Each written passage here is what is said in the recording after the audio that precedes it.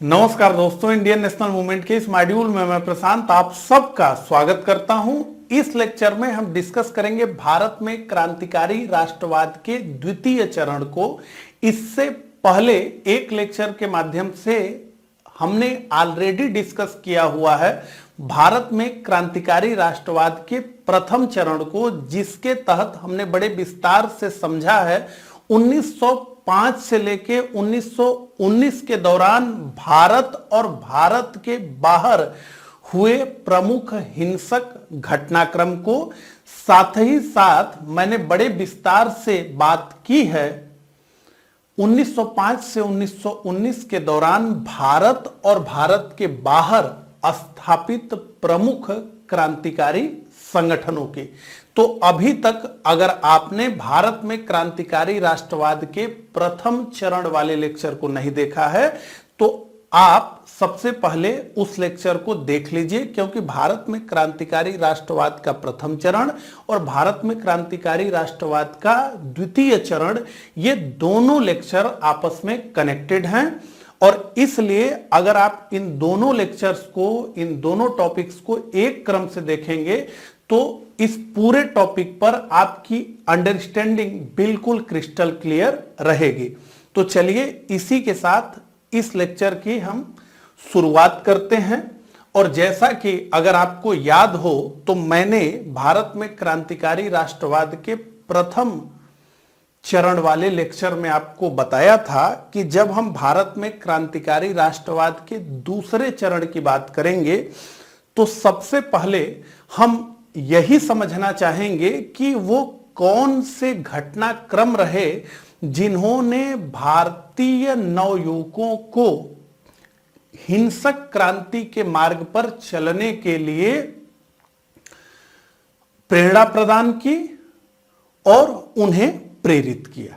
ठीक है, तो सबसे पहले तो हम यही समझना चाहते हैं कि 1905 के बाद जो भारत में एक के बाद एक कई हिंसक क्रांतिकारी घटनाक्रम हमें देखने को मिले, उनके पीछे कौन सी घटना प्रेरणा के रूप में कार्य कर रही थी। यानी इसी प्रश्न को मैं अगर ऐसे कहूं कि भारत में जो हिंसक क्रांति की घटनाएं 1905 के बाद बहुत तीव्र गति से हुई, उनके पीछे कौन से घटनाक्रम प्रेरणा के रूप में काम कर रहे थे। तो चलिए सबसे पहले तो हम इसी को समझते हैं। तो देखिए, भारत में जो ब्रिटिश राज था वो दो मिथ्या अवधारणाओं पर आधारित था। हालांकि ये दोनों अवधारणाएं मिथ्या थी जैसा कि मैंने आपसे कहा, लेकिन धीरे धीरे ये दोनों मिथ्या अवधारणाओं को भारतीयों ने सच के रूप में स्वीकार कर लिया था। और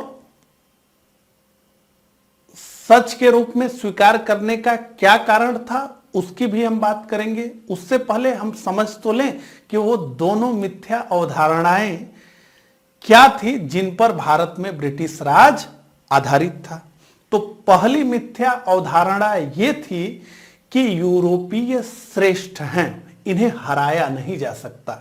यूरोपीय उच्च नस्ल के हैं तो इन्हें हराया नहीं जा सकता। यूरोपीय विशेष ईश्वर के पुत्र हैं, इन्हें हराया नहीं जा सकता। तो पहली मिथ्या अवधारणा यह थी जो इस दौर के पहले के भारतीयों में बहुत गहरे तक अपनी पैठ बना चुकी थी।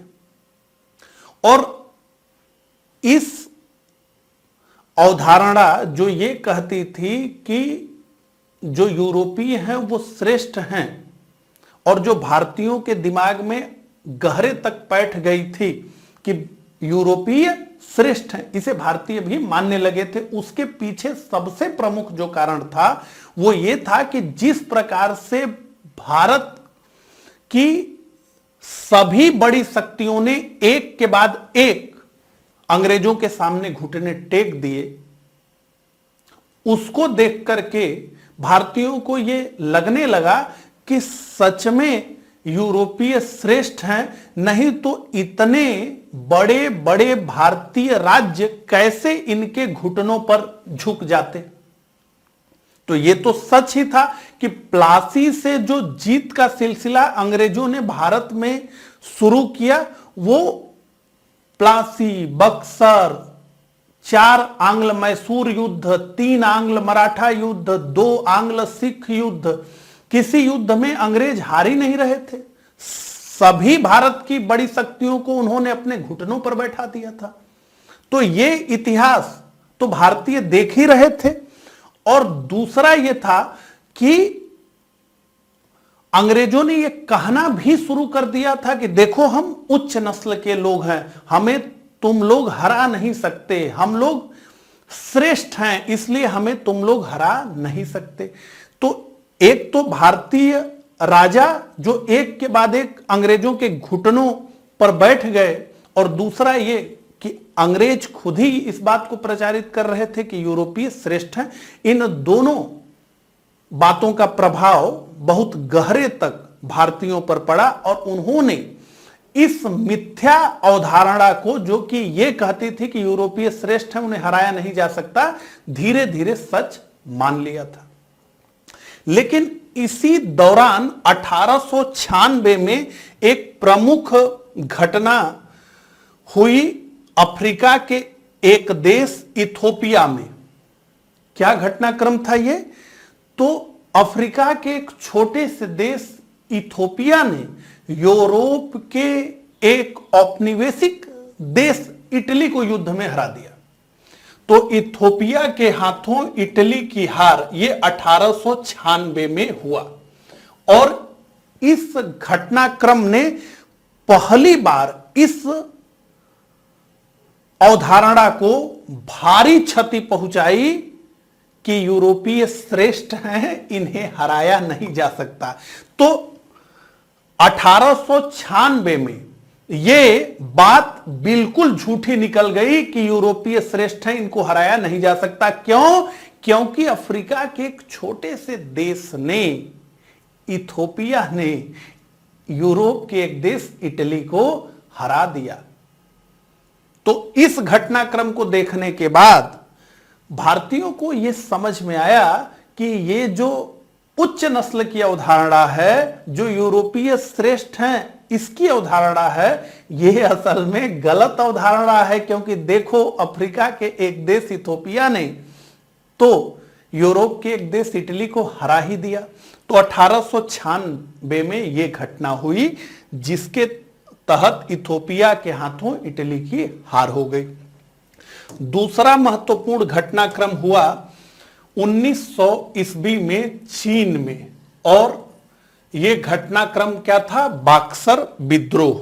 तो चीन के नवयुवक उनके देश में आए हुए विभिन्न औपनिवेशिकों से, चीन में तो बहुत सारे देश घुस चुके थे, तो इन औपनिवेशिक शक्तियों के चीन में प्रवेश, और जो कि अनाधिकृत था, मर्जी से नहीं था, और ईसाई मिशनरियों के द्वारा जो उनके धर्म में हस्तक्षेप किया जा रहा था, उससे क्रोधित होकर चीन के नवयुवकों ने एक बक्सर विद्रोह इन औपनिवेशिक शक्तियों के विरुद्ध कर दिया।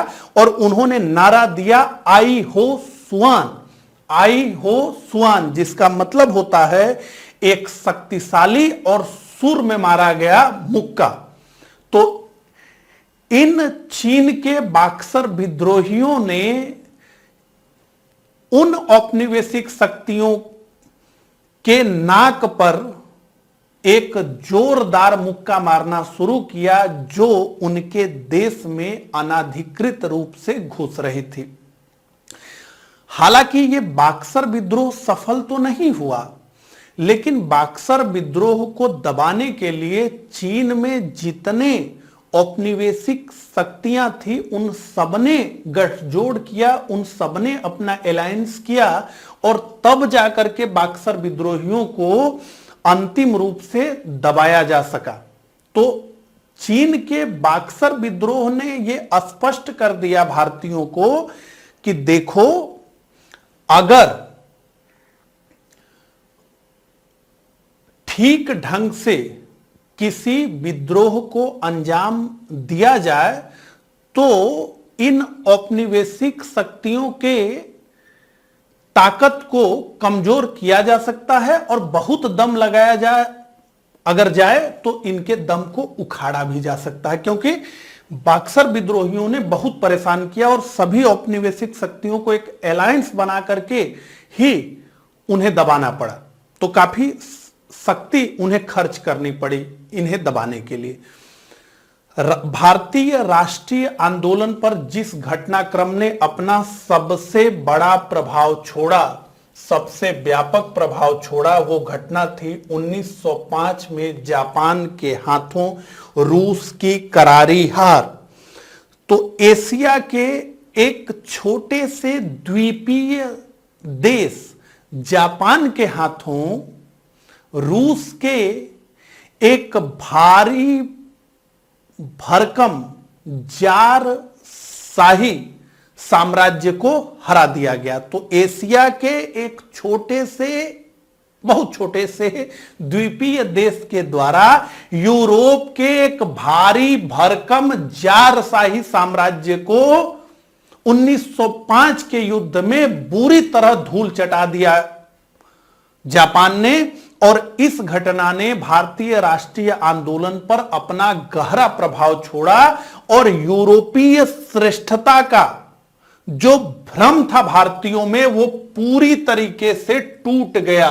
तो यूरोपीय श्रेष्ठता के सभी भ्रम टूट गए, क्योंकि एशिया के एक छोटे से देश जापान ने यूरोप के एक भारी भरकम साम्राज्य जो अपने चरम के दिनों में 2 करोड़ वर्ग किलोमीटर पर फैला था, उसको हरा दिया।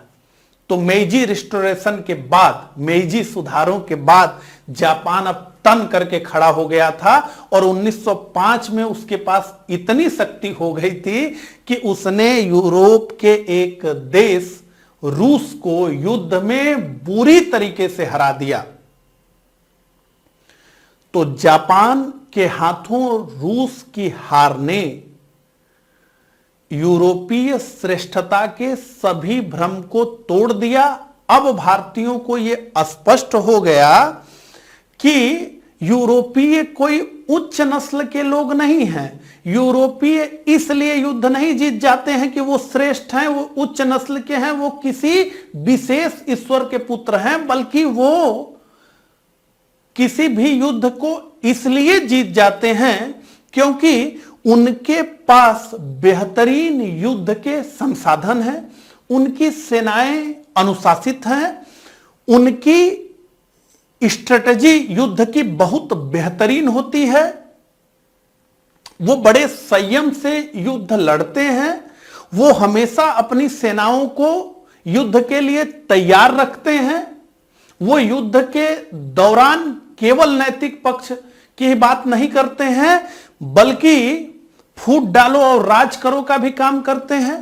तो इन विभिन्न कारणों की वजह से यूरोपीय देश किसी भी युद्ध को जीत जाते हैं। इसलिए नहीं जीतते कि वो किसी विशेष ईश्वर के पुत्र हैं, वो श्रेष्ठ हैं, वो उच्च नस्ल के हैं। तो अगर बेहतरीन युद्धक संसाधन हो, अच्छी प्लानिंग हो, अनुशासित सेनाएं हो, तो यूरोपियों को हराया जा सकता है। और भैया जापान ने तो हरा ही दिया। जापान के पास भी एकदम आधुनिकतम युद्ध के संसाधन थे, जापान की भी सेनाएं अनुशासित थी, बहुत बेहतरीन स्ट्रेटेजी थी इनके पास, और इन सब के बल पर जापान ने हरा ही दिया। तो इन तीनों घटनाक्रम ने क्या किया?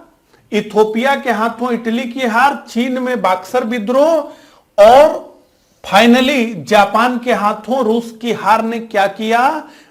इन तीनों घटनाओं ने यूरोपीय श्रेष्ठता के सभी भ्रम को तोड़ दिया।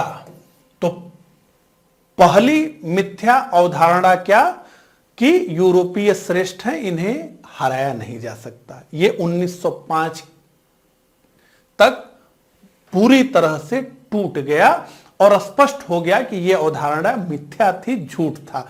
इसके बाद अगर हम देखें 1905 के बाद अगर हम हिंसक क्रांतिकारियों को देखें तो एक के बाद एक क्रांतिकारी संगठन हमें दिखते हैं और एक के बाद एक हिंसक क्रांति की कार्रवाइयां दिखती हैं। जैसे हमें दिखता है खुदीराम बोस और प्रफुल्ल चाकी के द्वारा किंग्सफोर्ड की गाड़ी पर बम मारा जाना। हमें दिखता है इंडिया ऑफिस से जुड़े मदन लाल धिंगरा द्वारा भारत के बाहर लंदन में करजन वायली की हत्या। हमें दिखता है रास बिहारी बोस द्वारा लॉर्ड हार्डिंग की गाड़ी पर बम मारा जाना। हमें दिखता है नासिक जिला मजिस्ट्रेट जैक्सन की हत्या। हमें दिखता है गदर आंदोलन। हमें दिखता है इंडिया हाउस। हमें बंगाल में दिखता है युगांतर पत्रिका। तो ये सारे घटनाक्रम भारत में बहुत तेजी से हुए जब पहला भ्रम टूटा, और वो क्या था कि यूरोपीय श्रेष्ठ है। अब दूसरे मिथ्या अवधारणा की हम बात करते हैं। दूसरी मिथ्या अवधारणा थी कि ब्रिटिश राज बहुत मजबूत है, ब्रिटिश राज बहुत दिनों से चला आ रहा है, ब्रिटिश राज बहुत विशाल है, इसलिए इसे उखाड़ा नहीं जा सकता, इसलिए इसे समाप्त नहीं किया जा सकता। तो अगले जो 3 बॉक्स हैं वो इस अवधारणा को मिथ्या साबित कर देंगे। आइए देखते हैं क्या हुआ। तो 1911 में सन यात सेन के नेतृत्व में किंग साम्राज्य को उखाड़ फेंका गया। 1644 में स्थापित हुआ था किंग साम्राज्य और 1912 तक चला। तो अगर हम इस कालखंड को देखें तो लगभग 300 वर्षों तक किंग साम्राज्य चला और अपने चरम पर इस किंग साम्राज्य का विस्तार 1.5 करोड़ वर्ग किलोमीटर पर था। तो इसका मतलब कि किंग साम्राज्य बहुत विशाल साम्राज्य था और बहुत दिनों से चला आ रहा था। लेकिन 1911 में सन यात सेन के नेतृत्व में इस किंग साम्राज्य को उखाड़ करके फेंक दिया गया। तो भारतीयों ने जब देखा कि इतने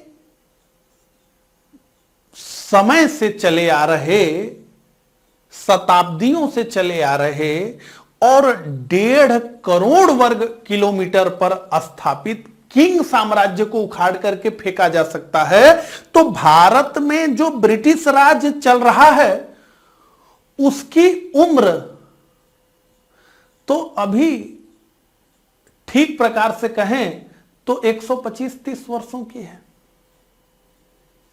तो भारत के ब्रिटिश साम्राज्य को भी तो उखाड़ करके फेंका जा सकता है। तो अगर जनता ये चाह ले तो कोई साम्राज्य कितना भी प्राचीन हो, कोई साम्राज्य कितने भी दिनों से चल रहा हो, उखाड़ करके फेंक देगी। ये जो है सन यात सेन के नेतृत्व में किंग साम्राज्य को उखाड़ के फेंके जाने की घटना ने भारतीय क्रांतिकारियों को प्रेरणा दी। यहीं पर आपको मैं एक फैक्ट बताना चाहूंगा। ये जो सन यात सेन थे, इनकी पार्टी का नाम था कुमिंटांग पार्टी। कुमिंटांग पार्टी के सन यात सेन को 2 राष्ट्रों का संस्थापक माना जाता है। एक तो पीआरसी यानी पीपल रिपब्लिक ऑफ चाइना, जो कि मेनलैंड चाइना है, मुख्य भूमि चीन है, और दूसरा आरओसी रिपब्लिक ऑफ चाइना, जिसे कि ताइवान के नाम से हम जानते हैं। हालांकि ताइवान अपने को एक अलग देश कहता है, लेकिन जो मेनलैंड चाइना है, जो चीन है मुख्य भूमि, वो जो है उसे कभी भी एक अलग देश नहीं मानता है, बल्कि उसे अपना ही एक हिस्सा मानता है। तो सन यात सेन को दो राष्ट्रों का संस्थापक माना जाता है, जैसे रविंद्रनाथ टैगोर को दो देशों के राष्ट्रीय गान का रचयिता माना जाता है। एक तो जनगण मन अधिनायक जय हो और दूसरा आमार सोनार बांग्ला। ठीक है, तो सन यात सेन के नेतृत्व में किंग साम्राज्य को उखाड़ फेंका गया और जिस घटनाक्रम ने भारतीय राष्ट्रीय आंदोलन को सबसे अधिक प्रभावित किया वो घटना थी 1917 में लेनिन के नेतृत्व में जारशाही को उखाड़ फेंका गया। तो 300 वर्षों पुरानी जारशाही को 1917 में लेनिन के नेतृत्व में उखाड़ करके फेंक दिया गया और ये जारशाही साम्राज्य अपने चरमोत्कर्ष के दिनों में 2 करोड़ वर्ग किलोमीटर पर विस्तृत था। तो 1917 की इस घटना ने भारतीय क्रांतिकारियों को बहुत मोटिवेशन दिया और इसी के बाद भारत में साम्यवाद, समाजवाद का बहुत तेजी से प्रसार हुआ।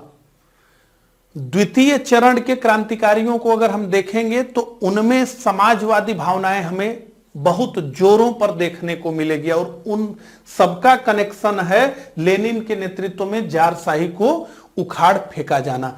तो एक तो घटना 1911-12 में हुई जब सन यात सेन के नेतृत्व में किंग साम्राज्य को उखाड़ कर फेंक दिया जनता ने वहां के, और 1917 में लेनिन के नेतृत्व में जारशाही को उखाड़ फेंका गया। यानी दो बड़े बड़े साम्राज्यों को केवल 5 साल के अंदर उखाड़ करके फेंक दिया गया। तीसरी घटना हुई 1922 में जब मुस्तफा कमाल पाशा के नेतृत्व में ऑटोमन साम्राज्य को उखाड़ करके फेंक दिया गया। ऑटोमन साम्राज्य 500 वर्षों से अधिक समय से चला आ रहा साम्राज्य था। अपने चरम के दिनों में यह 75 लाख वर्ग किलोमीटर पर विस्तृत था और इसको मुस्तफा कमाल पाशा के नेतृत्व में उखाड़ करके फेंक दिया गया। यानी हम देखें 1912 से 1922 के बीच यानी केवल और केवल 10 वर्षों में विश्व के 3 भारी भरकम साम्राज्यों को वहां की स्थानीय जनता ने उखाड़ कर फेंक दिया। और ये साम्राज्य कोई 100-150 साल के नहीं थे, कोई 300, कोई 500 से अधिक वर्षों से स्थापित था, लेकिन केवल 10 वर्ष में ही ये 3 साम्राज्य उखाड़ करके फेंक दिए गए। तो यह स्पष्ट हो गया कि कोई साम्राज्य कितना भी बड़ा हो, कितनी भी शताब्दियों से चला आ रहा हो, अगर देश की जनता ने चाह लिया कि इसे उखाड़ कर फेंकना है तो उखाड़ करके फेंक देगी।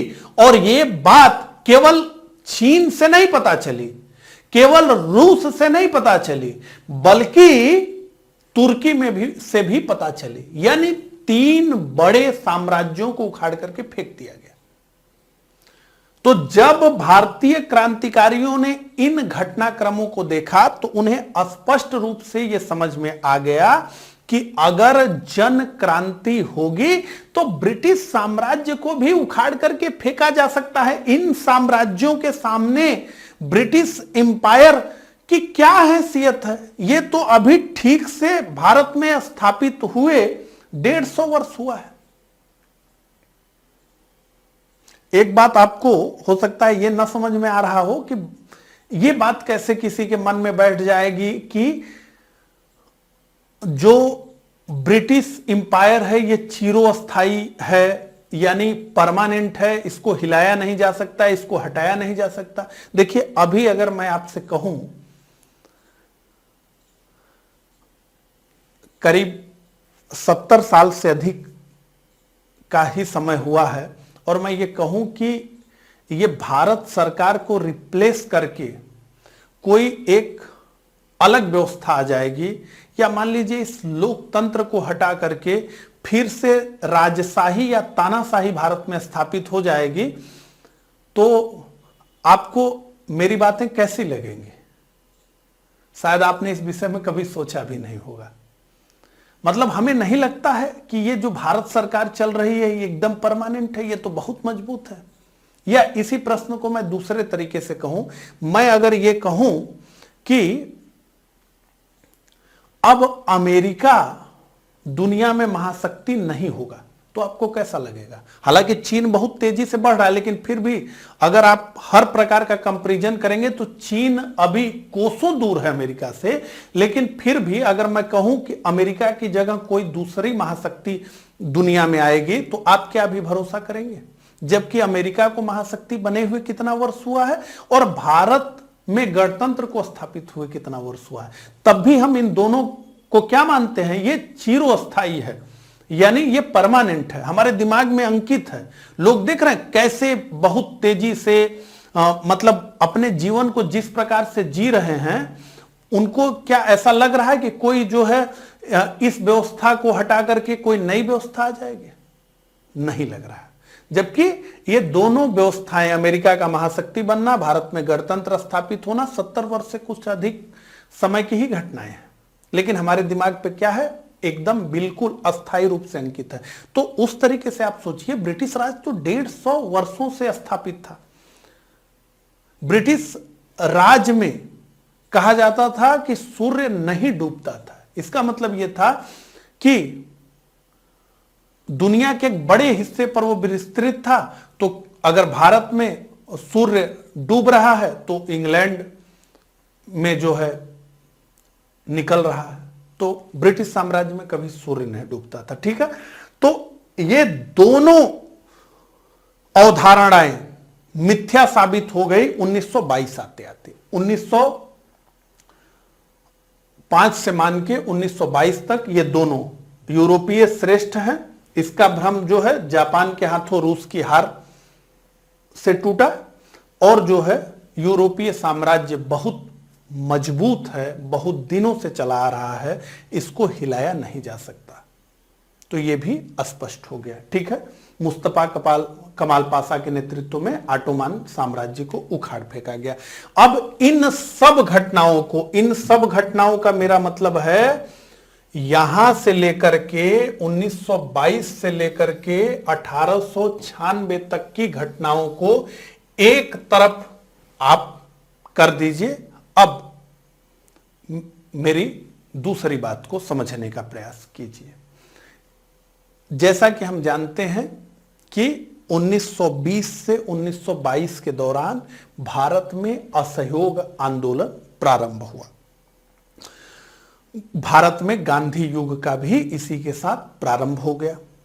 गांधी जी में समाज के सभी वर्गों ने अपनी आस्था प्रकट की। जैसा कि हमने असहयोग आंदोलन वाले लेक्चर में बात की, no changer, pro changer and revolutionary वाले लेक्चर में भी इसकी बात की कि असहयोग आंदोलन के समाप्त होते ही भारत में विभिन्न विचारधाराएं देखने को मिली। तो असहयोग आंदोलन को क्रांतिकारियों ने भी अपना समर्थन दिया। तो आप जितने बड़े इस दौर के क्रांतिकारियों को देखेंगे, उन सबने असहयोग आंदोलन में गांधी जी का समर्थन किया और उन्होंने हिंसा का रास्ता छोड़ दिया और वो अहिंसक असहयोग आंदोलन में शामिल हो गए, क्योंकि सबको लग रहा था कि गांधी बाबा का जो नेतृत्व है ये एकदम चमत्कारिक है और गांधी बाबा हमें स्वराज दिला देंगे। तो सभी क्रांतिकारियों ने असहयोग आंदोलन का समर्थन किया। लेकिन फरवरी 1922 को गांधी जी ने जब असहयोग आंदोलन को वापस ले लिया, तब क्रांतिकारियों ने अपने आप को ठगा हुआ महसूस किया। असहयोग आंदोलन में बहुत से नवयुवकों ने अपने स्कूल को छोड़ दिया था, कई नवयुवकों ने अपना घर बार छोड़ दिया था और असहयोग आंदोलन के प्रति खुद को समर्पित कर दिया। लेकिन चौरी चौरा में हुई एक घटना के कारण जैसे ही गांधी जी ने असहयोग आंदोलन को वापस लिया, उन नवयुवकों ने, उन क्रांतिकारियों ने अपने आप को ठगा हुआ महसूस किया कि हमने अपना सब कुछ समर्पित कर दिया। आंदोलन बहुत ठीक प्रकार से प्रगति के रास्ते पर बढ़ रहा था। लाखों नौजवान इससे जुड़ चुके थे। हजारों छात्रों ने अपनी पढ़ाई छोड़ दी थी। हजारों लोग जेलों में बंद थे और यह लग रहा था कि अब असहयोग आंदोलन से ब्रिटिश परेशान हो रहे हैं। तब ऐसे में एक क्षेत्रीय घटना को आधार बना करके अखिल भारतीय स्तर पर चल रहे इतने बड़े आंदोलन को गांधी बाबा आपने वापस क्यों ले लिया? हमने देखा है कि बहुत सारे कांग्रेस के नेता भी इससे दुखी थे, असहयोग आंदोलन को वापस लिए जाने से। नेताजी सुभाष चंद्र बोस को हमने कोट किया है, हमने CR दास को कोट किया है असहयोग आंदोलन वाले लेक्चर में, ठीक है। लेकिन जो क्रांतिकारी थे उन्होंने स्पष्ट रूप से यह कहा कि गांधी बाबा ने हमें धोखा दे दिया, गांधी बाबा ने हमारे साथ छल कर दिया, हमने अपना सब कुछ समर्पित कर दिया, हमने हिंसक क्रांति के रास्ते को भी छोड़ दिया। उसके बाद बाबा ने आंदोलन को वापस ले लिया, और वो भी उस समय जब आंदोलन लगातार आगे बढ़ रहा था, लगातार वो व्यापक हो रहा था, हजारों लोगों ने अपनी कुर्बानी दी थी, और उस समय गांधी बाबा ने आंदोलन वापस ले लिया। तो फरवरी 1922 गांधी जी ने असहयोग आंदोलन को वापस लिया। क्रांतिकारियों ने इसे क्या माना? क्रांतिकारियों ने इसे गांधी का धोखा माना, और क्रांतिकारियों का विश्वास अहिंसा से पूरी तरह से टूट गया, और उनको यह समझ में आ गया कि अहिंसा कोई हल नहीं है। एक सशक्त क्रांति से ही ब्रिटिश राज को उखाड़ा जा सकता है, ठीक है। तो इसके बाद हम देखें तो भारत में क्रांतिकारी राष्ट्रवाद का दूसरा चरण हमें देखने को मिलता है। प्रथम चरण की तो बात हमने कर ही ली। तो असहयोग आंदोलन की समाप्ति के बाद हमें भारत में क्रांतिकारी राष्ट्रवाद का दूसरा चरण दिखता है, और फाइनली अक्टूबर 1924 में कानपुर में हिंदुस्तान रिपब्लिकन एसोसिएशन यानी HRA का गठन होता है। हिंदुस्तान रिपब्लिकन एसोसिएशन HRA का गठन होता है अक्टूबर 1924 में। कहां होता है? तो कानपुर में होता है।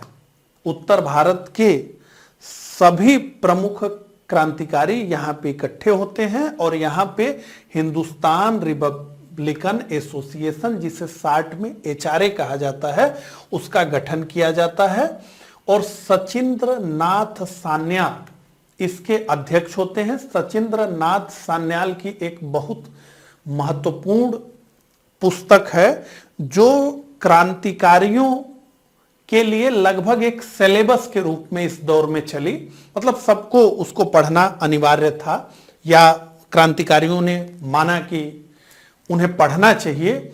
उस किताब का नाम था बंदी जीवन। बंदी जीवन। तो सचिंद्र नाथ सान्याल, राम प्रसाद बिस्मिल, जिनके बारे में हम बहुत बात करेंगे, और योगेश चंद्र चटर्जी।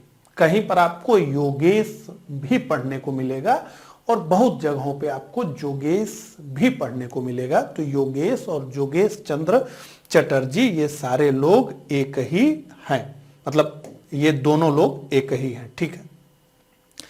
अब देखिए, अगर हम भारत में क्रांतिकारी राष्ट्रवाद के दूसरे चरण को देखते हैं, तो भारत में क्रांतिकारी राष्ट्रवाद का जो दूसरा चरण था वो अधिक व्यवस्थित हमें दिखता है, जैसे भारत में क्रांतिकारी राष्ट्रवाद के प्रथम चरण को हम देखें तो उसका उद्देश्य हमें दिखता है अंग्रेजों को भारत से बाहर भगाना। लेकिन अगर हम दूसरे चरण को देखते हैं तो हमें यह दिखता है कि अंग्रेजों को भारत से भगाना है और अंग्रेजों के भारत छोड़ने के बाद भारत कैसा बनेगा उसका भी खाका पेश किया गया। तो प्रथम चरण से दूसरा चरण इस बात में भिन्न था कि दूसरा चरण बड़ा सुनियोजित था और इसमें हिंसक व्यक्तिगत कार्रवाइयों को कम से कम रखा गया। हालांकि बहुत सारे ऐसे घटनाक्रम हुए जिसकी वजह से क्रांतिकारियों को हिंसा का सहारा लेना पड़ा, लेकिन इन लोगों ने जो है संगठन के माध्यम से सुनियोजित जन क्रांति करने का प्रयास किया। ठीक है, तो ये अक्टूबर 1924 कानपुर हिंदुस्तान रिपब्लिकन एसोसिएशन का गठन हुआ। सचिंद्र नाथ सान्याल, राम प्रसाद बिस्मिल, जोगेश चंद्र चटर्जी इसके मुख्य नेता थे, चंद्रशेखर आजाद भी थे यहां पे। ठीक है, अब ये हिंदुस्तान रिपब्लिकन एसोसिएशन जो बना अक्टूबर 1924 में, इसके क्या उद्देश्य थे इसको हम समझ लें। पहला, जनता को यह बताना कि अहिंसा हल नहीं है।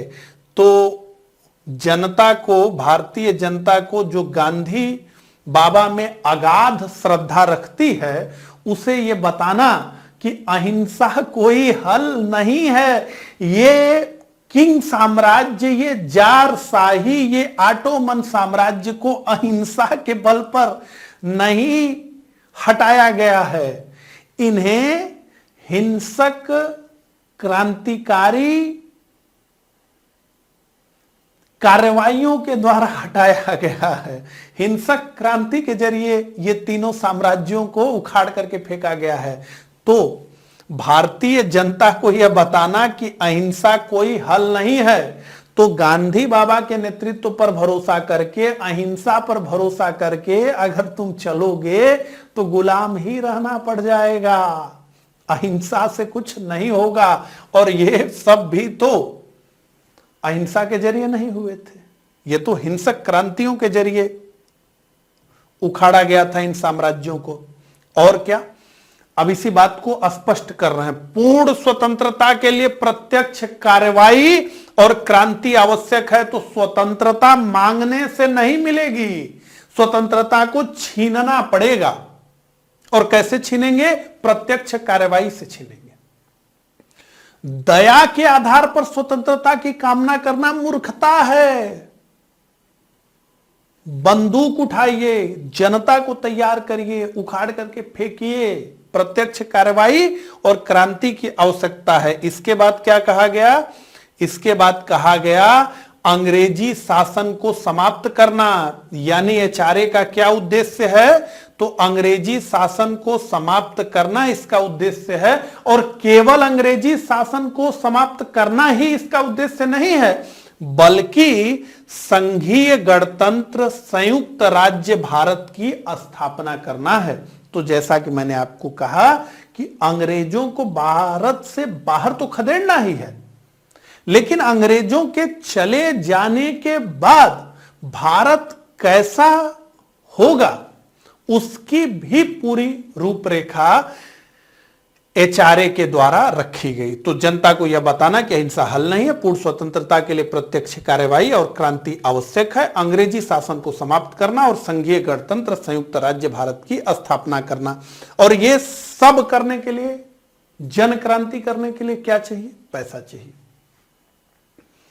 और इस दौर में क्रांतिकारियों को भारतीय जनता से बहुत सपोर्ट नहीं मिल रहा था।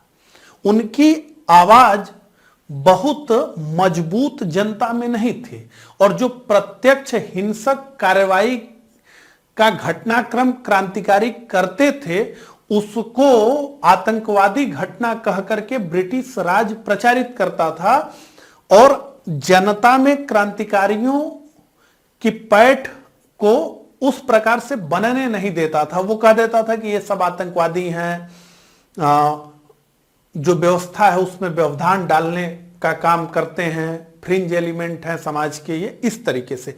तो पैसा बहुत नहीं था एचआरए के पास, उसके पास कोई सोर्स नहीं था, और क्रांति के लिए पैसा तो चाहिए ही चाहिए। और ऐसे में एचआरए ने अपने संगठन को दांव पर लगा करके, यानी संगठन की कीमत पर काकोरी क्रांति को अंजाम दिया, जिसे ब्रिटिशों ने काकोरी कांड कहा। तो सहारनपुर और लखनऊ संभाग के बीच, लखनऊ के पास काकोरी नामक स्थान पर एचआरए द्वारा एक ट्रेन को रोक करके सरकारी खजाने को लूट लिया गया। यह बहुत बड़ी घटना थी, एक तो एचआरए के लिए भी, क्योंकि पूरे संगठन को इस घटनाक्रम के लिए दांव पर लगा दिया गया, और दूसरा ब्रिटिश राज के लिए भी कि अब क्रांतिकारी इतने शक्तिशाली हो चुके हैं कि वो इस तरह की प्रत्यक्ष कार्रवाई कर सकते हैं कि ट्रेन रोक करके सरकारी खजाने को वो लूट सकते हैं। ब्रिटिशों ने इस घटना को ब्रिटिश राज के विरुद्ध एक चुनौती के रूप में देखा। तो 9 अगस्त 1925 को काकोरी क्रांति हुई, एचआरए द्वारा सरकारी खजाने को लूट लिया गया। इसके बाद जैसा कि मैंने आपको कहा कि ब्रिटिशों ने इस घटना को एक बड़े चुनौती के रूप में देखा, तो काकोरी षड्यंत्र केस चलाया गया, और काकोरी षड्यंत्र केस 29 लोगों पर चला। तो 29 लोगों पर मुकदमा चला, जिसमें से 17 लोगों को लंबी सजाएं दी गई, 4 को आजीवन कारावास दिया गया, 4 को आजीवन कारावास दिया गया, और इन्हें भेज दिया जाएगा कहां? अंडमान के सेलुलर जेल में, जिसे आप काला पानी के नाम से जानते हैं, काला पानी की सजा। और 4 लोगों क्रमशः राम प्रसाद बिस्मिल, अशफाक उल्ला खान, रोशन सिंह और राजेंद्र लाहिड़ी को फांसी की सजा दे दी गई। काकोरी षड्यंत्र केस और काकोरी षड्यंत्र केस के तहत फांसी की सजा पाने वाले क्रांतिकारियों से जुड़े हुए कुछ महत्वपूर्ण तथ्यों को अब मैं आपको बताता हूं। तो देखिए, काकोरी षड्यंत्र केस में जो सरकारी वकील था, यानी जिसने सरकार की तरफ से कोर्ट में पक्ष रखा, उसका नाम था जगत नारायण मुल्ला। तो जगत नारायण मुल्ला काकोरी षड्यंत्र केस में सरकारी वकील थे। तो आपसे पूछा जाएगा कि काकोरी षड्यंत्र केस में सरकारी वकील कौन था, तो आप बताएंगे जगत नारायण मुल्ला। काकोरी षड्यंत्र केस के आरोपियों को, यानी इन क्रांतिकारियों को बचाने के लिए एक बचाव समिति बनाई गई थी मोतीलाल नेहरू के निर्देशन में, और उस समिति के अध्यक्ष थे गोविंद बल्लभ पंत। गोविंद बल्लभ पंत, जैसा कि हम जानते हैं कि उत्तर प्रदेश के प्रथम मुख्यमंत्री थे। तो गोविंद बल्लभ पंत के नेतृत्व में एक बचाव समिति का गठन किया गया था इन क्रांतिकारियों के बचाव के लिए। ठीक है। अशफाक उल्ला खान को प्रथम रिकॉर्डेड मुस्लिम माना जाता है जिनको फांसी की सजा हुई। तो 1857 की क्रांति को अगर हम छोड़ दें तो भारत में प्रथम मुस्लिम जिसको फांसी की सजा दी गई उसका नाम था अशफाक उल्ला खान। आपसे पूछा जाएगा कि फांसी की सजा पाने वाला प्रथम रिकॉर्डेड मुस्लिम कौन था, तो आप बताएंगे अशफाक उल्ला खान। तो अशफाक उल्ला खान और राम प्रसाद बिस्मिल आपस में बहुत जिगरी दोस्त थे। राम प्रसाद बिस्मिल को फांसी के 2 दिन पूर्व जब दूध दिया गया तो इन्होंने दूध लेने से मना कर दिया और ये कहा कि अब मैं केवल अपनी मां का दूध लूंगा या अब मैं केवल अपनी मां का दूध पीऊंगा। तो आपसे पूछा जाएगा कि किस क्रांतिकारी ने कहा कि अब मैं केवल अपनी मां का दूध पीऊंगा, तो उनका नाम है राम प्रसाद बिस्मिल। राम प्रसाद बिस्मिल एक बहुत बड़े क्रांतिकारी तो थे ही साथ ये बहुत बड़े कवि और लेखक थे। इन्होंने दर्जनों किताबों को लिखा जो सभी ब्रिटिश राज में प्रतिबंधित रही। सरफरोशी की तमन्ना अब हमारे दिल में है, देखना है जोर कितना बाजुए कातिल में है। इसकी रचना बिस्मिल अजीमाबादी ने की थी, राम प्रसाद बिस्मिल में नहीं, बिस्मिल अजीमाबादी ने की थी। और ये जो शेर था ये इस दौरान खूब गाया गया। सरफरोशी की तमन्ना अब हमारे दिल में है, देखना है जोर कितना बाजुए कातिल में है। के रचयिता कौन है? तो इसके रचयिता हैं बिस्मिल अजीमाबादी, जिनका मूल नाम सैयद शाह मोहम्मद हसन था। तो क्रांतिकारी फांसी पर चढ़ने से पूर्व एक शेर को उन्होंने पढ़ा और वो था अवध के अंतिम नवाब वाजिद अली शाह द्वारा लिखा गया। दरो दीवार पर हसरत की नजर करते हैं, दरो दीवार पे हसरत की नजर करते हैं, खुश रहो अहले वतन हम तो सफर करते हैं। दरो दीवार पर हसरत की नजर करते हैं, खुश रहो अहले वतन हम तो सफर करते हैं। यानी अब हम इस इहलोक को छोड़ करके परलोक की यात्रा करते हैं। ठीक है, तो ये कुछ महत्वपूर्ण तथ्य रहा काकोरी षड्यंत्र केस से। राम प्रसाद बिस्मिल, अशफाक उल्लाह खान, रोशन सिंह, राजेंद्र लाहिड़ी को फांसी दी गई। कुल 29 लोगों पर मुकदमा चला, 17 को लंबी सजाएं दी गई, 4 को आजीवन कारावास दिया गया और इन 4 लोगों को फांसी की सजा दी गई। इनका नाम आपको याद रखना है। ठीक है, तो इस लेक्चर में बस इतना ही। मिलता हूं इसी लेक्चर के अगले पार्ट में, तब तक के लिए आप सभी को नमस्कार।